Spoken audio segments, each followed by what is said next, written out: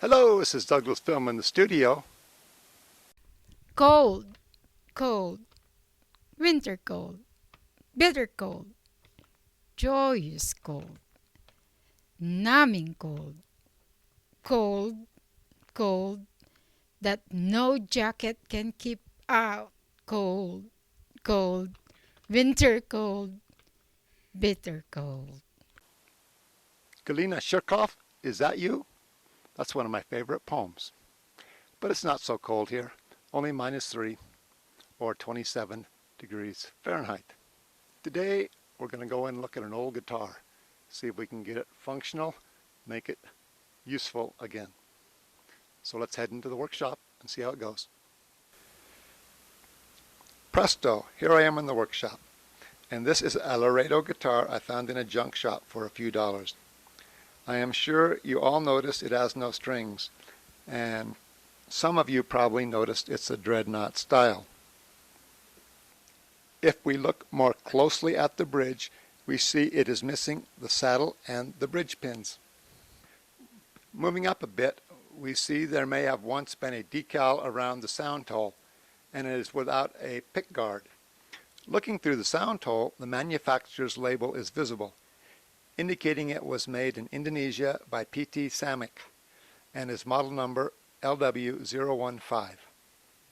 Continuing on, we see it has a 1420 fret rosewood fingerboard with dot inlay.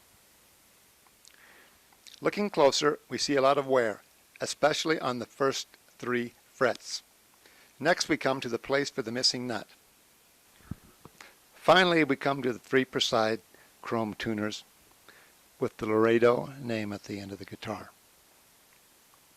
So let's turn it over and see what it looks like on the back. Okay, looking at the back side, generally it looks a little better condition than the front side. A few scratches, nothing major. I'm sure by now those of you who are knowledgeable about guitars already know this is a cheap knockoff of a Martin Dreadnought style guitar. I believe they were made between 1994 and 2001, but I have no idea what year my sample was crafted by the fine luthiers at PT Samick. Okay, let's fix this thing. To return my guitar to working order, I went to Amazon and purchased a kit containing 2 saddles, 2 nuts, and 12 bridge pins. Half the items are white, while the rest are black. They are made of inexpensive plastic.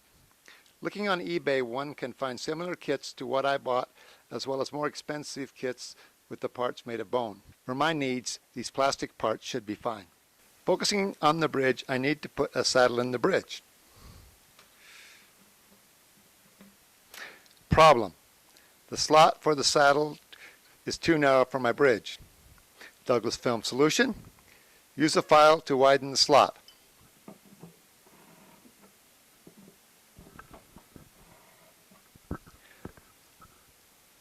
Douglas Film result: using a file made from metal and not wood, I was able to widen the slot as well as deeply scratch the bridge and lightly scratch the soundboard. Looking at the bridge, we see it has a little zigzag in it. The zigzag holds the small B and E strings and goes to the right with reference to the bottom of the guitar. Now before we put the saddle in the bridge, let's see if we can kind of touch up the bridge. I don't have any paint, so let's see how a Sharpie marker works. Using a Sharpie marker seemed like a good idea at the time, but as you can see, it is not very effective. A little bit of black paint would have done a better job. Oh, I've got a bridge in my saddle again. Out where a friend is a friend, where the longhorn cattle feed on the lowly gypsum weed, back in the saddle again. Oh, I bet you guys didn't hear that coming. Okay, next, looks like we've got to get the bridge pins and put in the strings. For the strings, I went with Martin & Company acoustic strings, extra light. And the reason I bought these strings, it says they're great for daily play and all skill levels. Well, since my skill level is at 0, these are obviously the strings for me. It's a package with 3 sets. So let's get the strings out and put them on. Taking them out of the package, each string is an individual white envelope. And the envelope, along with saying there's Martin strings and heart tone legend, all that stuff. On the bottom, like on this packet, says first E string, second B string, and it shows you on the guitar where it goes all the way up to the top 6th E string. So if you've got no idea where the strings go, the package will give you a little hint. Okay, let's open up the 6th E string, slide it in the hole there, slide a bridge pin in there, press down on it. Then I'm going to go to the other side, smallest E string. Same thing on the side, put the string in the hole, put the bridge plug in. Now let's go down to the other end. Have a look at the tuning pegs. There's my little puppy dog. She's a half poodle and a half chihuahua. We call her Juka. Anyway, she's assisting me in this repair. Okay, now we're down at the other end of the guitar, and we come to the missing nut. Well, you can put a little dab of white glue. I like to put it against the fingerboard there, but that's really not necessary, as the strings will hold the nut in place.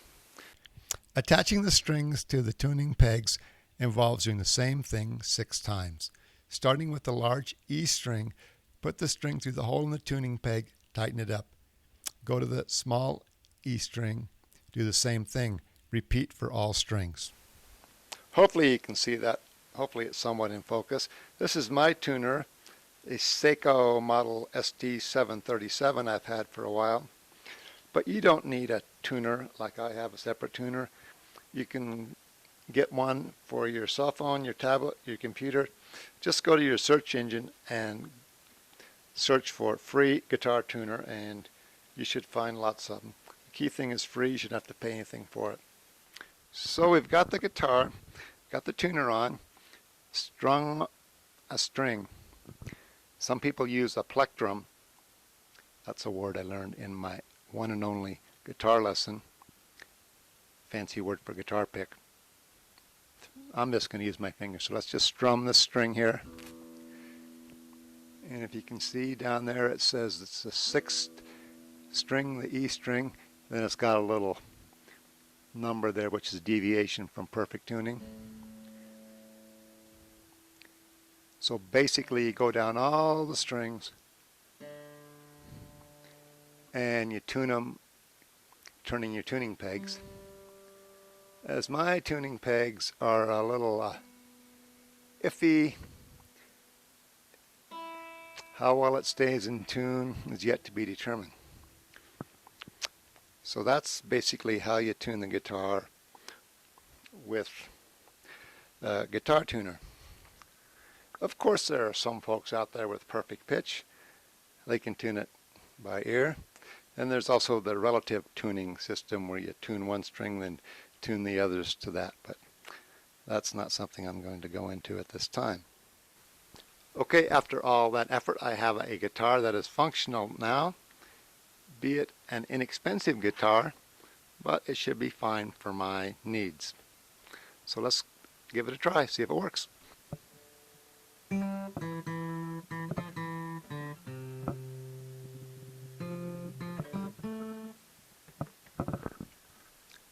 Hey, that's all I know. A little bit of back in the saddle again. I told you I had 0 talent. So let's go to the studio.